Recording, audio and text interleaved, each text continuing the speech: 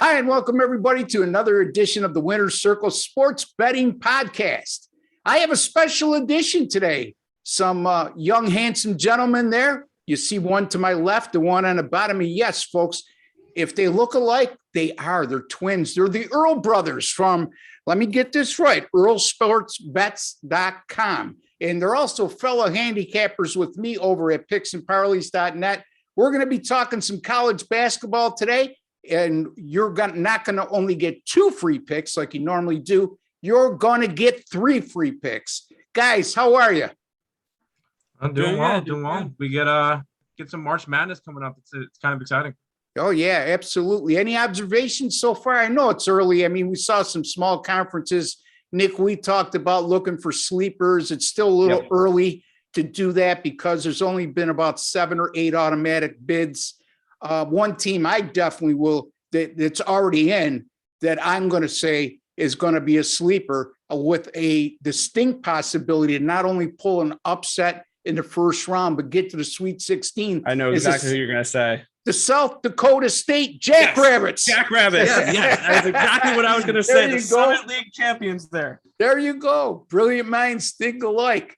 So, guys, I'll take it one at a time with you guys. Tell us a little bit about how you got into the sports betting industry and where you are at this point of your careers. Let's start with you, Nick. I started with DraftKings, actually. I started with daily fantasy sports and then eventually gradually moved towards betting actual games and stuff like that once I found a book to bet with. I've been mainly hockey and baseball, those are my 2 big sports. College basketball a little bit as well, and then football. I also handicap, so I kind of do a little bit of everything. I mainly focus on baseball and hockey are my top 2 though. Very good. And yourself, Tim? I'll start a little bit back more. Me and Nick always were big into statistics and everything since we were like 8-9 years old with baseball, especially with the Mets and everything. And that's kind of how we got our thing rolling. Love baseball. That's my main sport. But ever since about a year and a half ago, we've been looking at numbers and stuff pretty much for our lifetime. And once we were able to get on books, we really started to try to make some money with sports betting and stuff. Started with DFS as well, learned some of the players. But it's a lot of work now. So it's always exciting. And March Madness is one of the best times of the year. Well, I know how you guys are dedicated to your craft, and I've been very impressed with your work. I've watched you on your own videos. Tell the folks a little bit one at a time about your website and the direction you're going with that and your YouTube channel. How about you, Tim? You start this time. Let's do this. We've kind of started up ESB about November of 2020, towards the beginning of end of that year. And it's just been growing from there. We joined Picks and Parlays. The earlsportsbets.com website it's a sister site off of picksandparlays.net, which Ross is also a part of. So he's also on the Earl Sports Bets page. So if you guys are interested in that, but it's built there, and our YouTube has just been growing since we started. So it's always exciting. We do shows every day at 10 a.m. and we try to give out a couple of plays in NBA, NHL, MLB, name the sport, and most likely we got it. And you, my friend Nick, who does the production on my videos, a guy who masters the trades of all in our sports betting industry, and right now attending the University of East Carolina, the Pirates. Yes.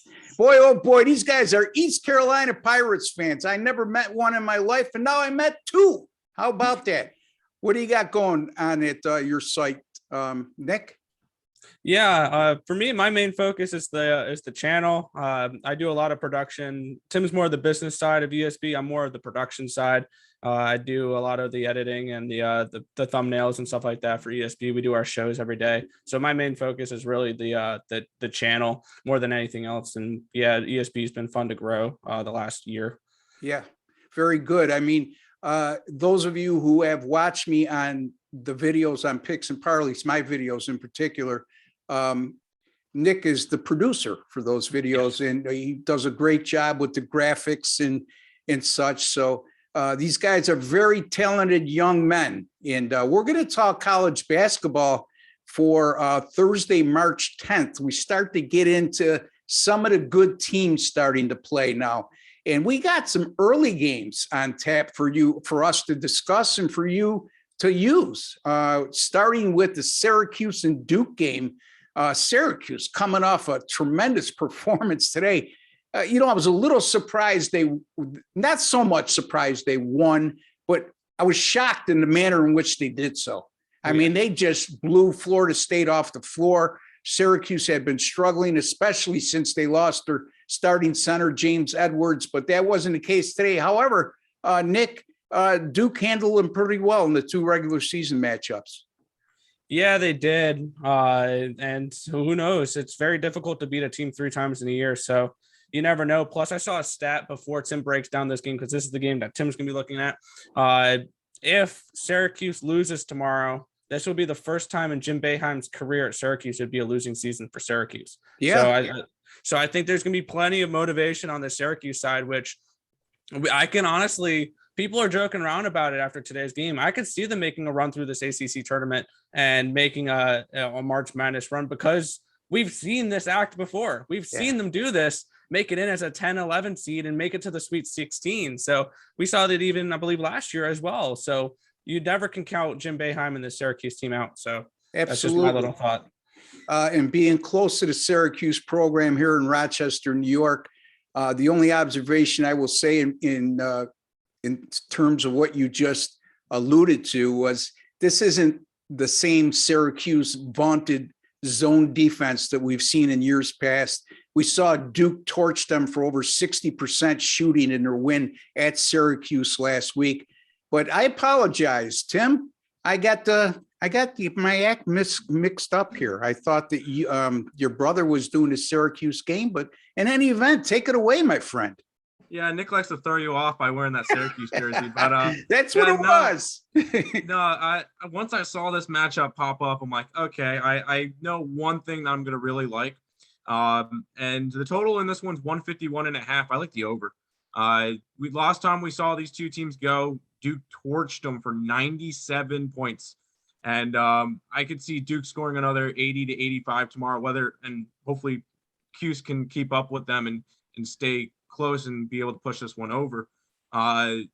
This is going to be a very competitive game. I love the two coaches, Coach K last year, obviously, and Boeheim, who coached Syracuse for the last 46 years.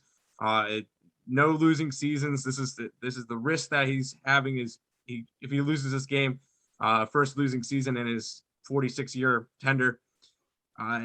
They got to play better defense, but I don't see them being able to play good defense against Duke, who's averaging the 9th most in basketball this year, about 80.5 points a game. Syracuse is averaging about 76.5.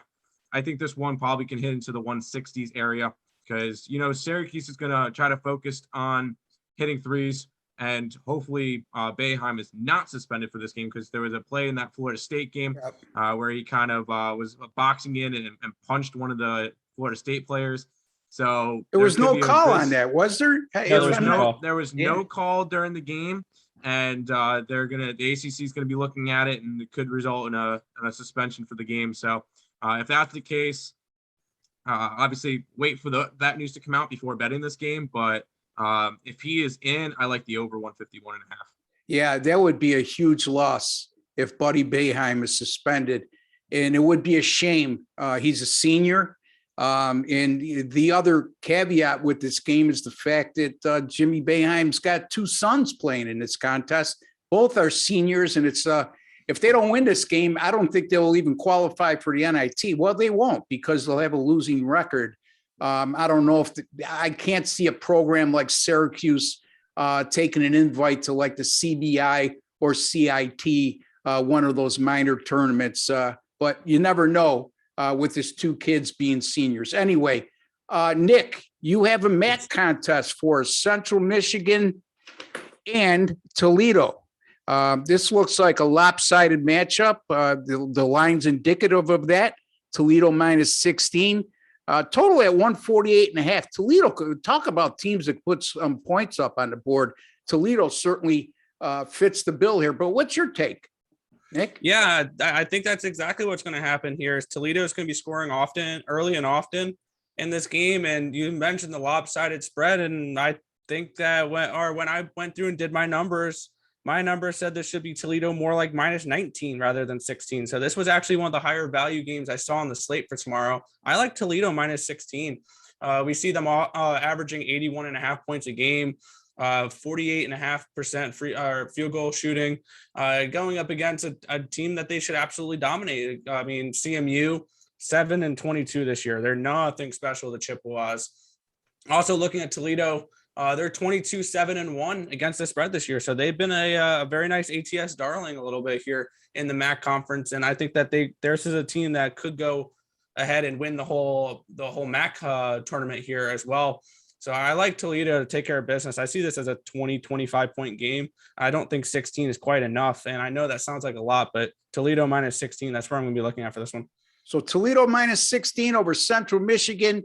And that's from Nick Earl and Tim Earl. He likes the Syracuse and Duke game to go over 151.5. Is that correct? That is correct. So those are the two free picks, folks. If you haven't been viewing our channel of late, too bad. I mean, we're 22-6 with our last 14 videos. Usually we have 2 picks for video. I got 2 guys on today. You're getting 3 picks. So no pressure, guys.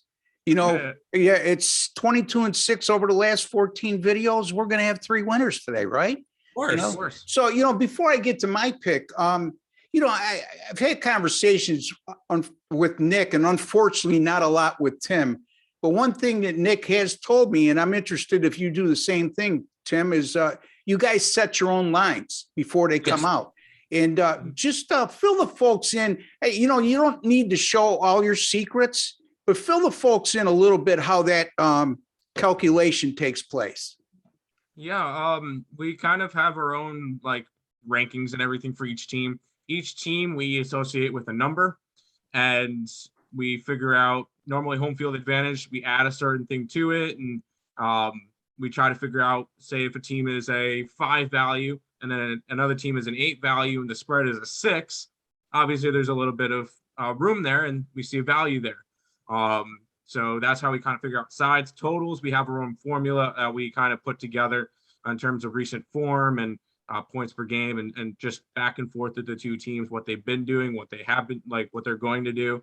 So we have a kind of our own formula built there, and we kind of build our lines, and then we go over to the book and see what the books have. And if there's a big difference in our lines, that's where we're able to find our plays. So fantastic.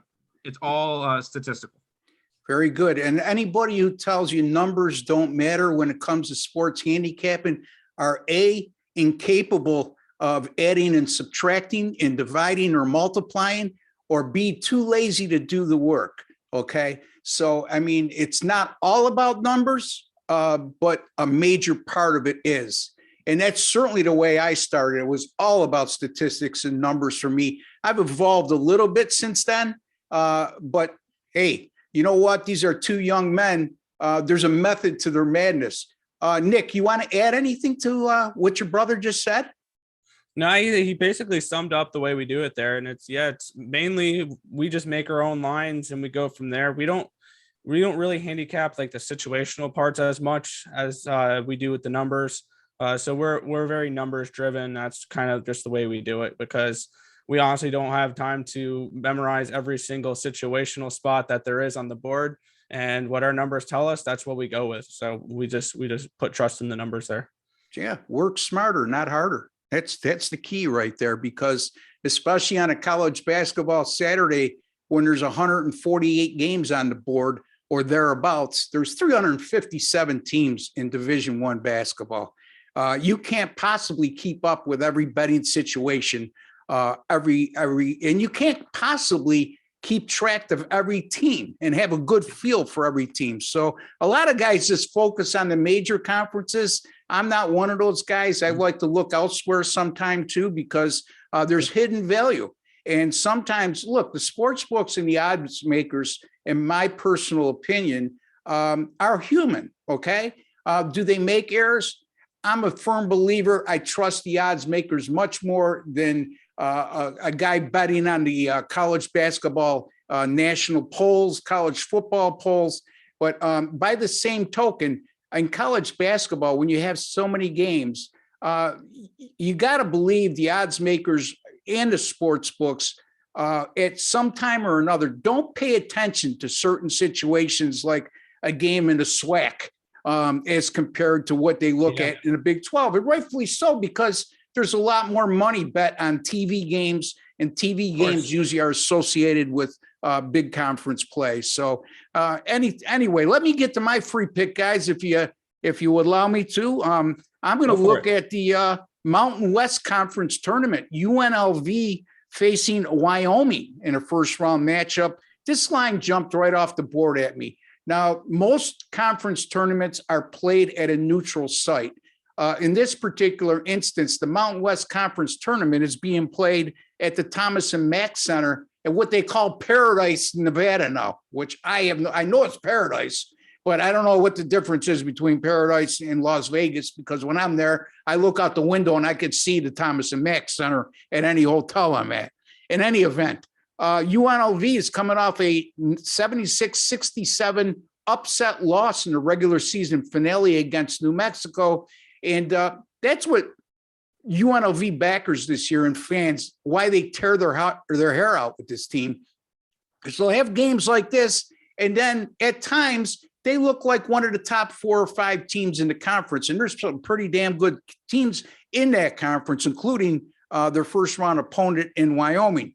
However, here's a thing to really keep an eye on. UNLV, following a loss in their last 8 losses, they followed that up by going 8-0 straight up and 7-1 against the spread with an average point differential of 17.8 points per game. So this is a team, yes, they cause you to tear your hair out because they're inconsistent, but by the same token, they're resilient at the same time. You look at the standings in the Mountain West right now, Wyoming is 3 games better than UNLV. They're 24-7.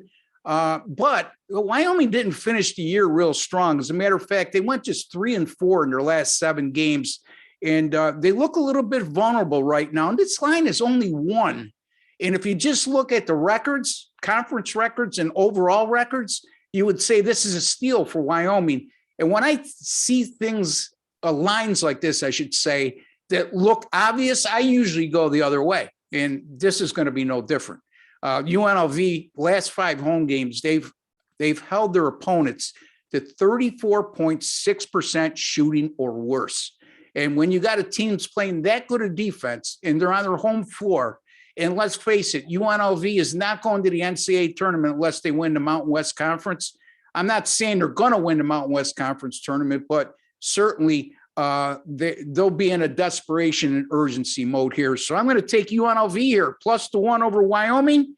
We're also going to have Nick Earl. He likes the Toledo Rockets -16 over Central Michigan. And Tim Earl, he likes Duke and Syracuse over 151.5, with the caveat, folks, don't forget, keep an eye on Buddy Boeheim's availability, because Tim's going to shy away from that game, or he might go over the total, but you can't help but think, Tim, that line, that total, I should say, would move, I don't know, 3 to 4 points without Boeheim in there, right? He's their best scorer and best shooter.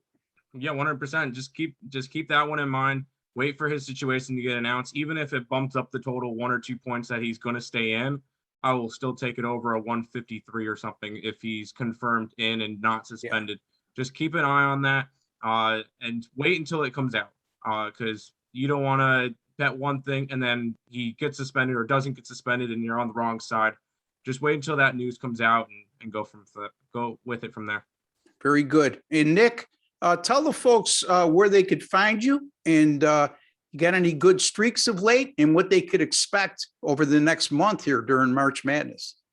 Yeah, you can find us our channel, Earl Sports Bets, on YouTube. We are live every single morning, anywhere in between 10 and 11 a.m. for the Earl Sports Bet show. We go over the NHL and the NBA slate for those shows. We don't usually go over too much college basketball, but during the tournament for the round of 64 and the round of 32, we're planning on doing shows the night before breaking down the 16 to 8 games or the 8 to 16 games, depending on which round it is. And then Elite Eight, Final Four, whatever. We're going to add that into the Earl Sports Bet show. But yeah, you can find us mainly over on our YouTube channel. Also, we're over at earlsportsbets.com. So yes, folks, we're talking to Nick and Tim Earl from earlsportsbets.com. And Tim, I'm going to let you fill the folks in a little bit like your brother just did. Yeah, pretty much if you're looking at any piece of social media, we're probably on it. Twitter, Instagram, TikTok, Discord, Facebook, all that stuff. Earl Sports Bets is on all of those. And then a little bit of a sneak thing for a little bit of streaks. College baseball has been fantastic for me. I believe I've started up about 3.5 units to start the first week and a half of college baseball. So lots of big dogs, lots of plus money plays, and I've been having a lot of fun with college baseball waiting for MLB season.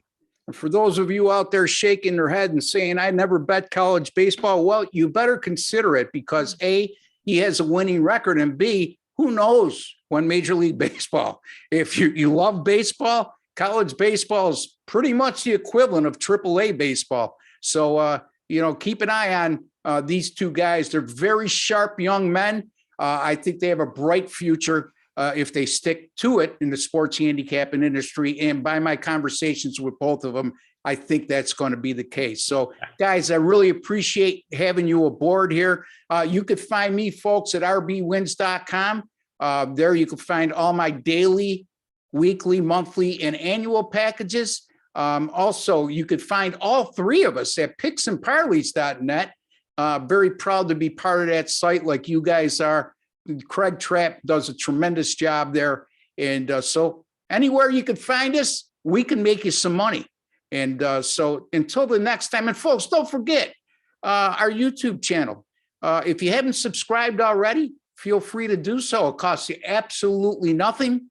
And there's no subscription plans. And you could unsubscribe anytime you want. I don't know why you would. And again, folks, we're 22-6 with our last 14 free pick videos. And with these young guys coming aboard, I think our chances of going 3-0 tomorrow are very good. Until the next time, for Ross Benjamin, Tim Earl, and Nick Earl, the Earl brothers, good luck and God bless, folks.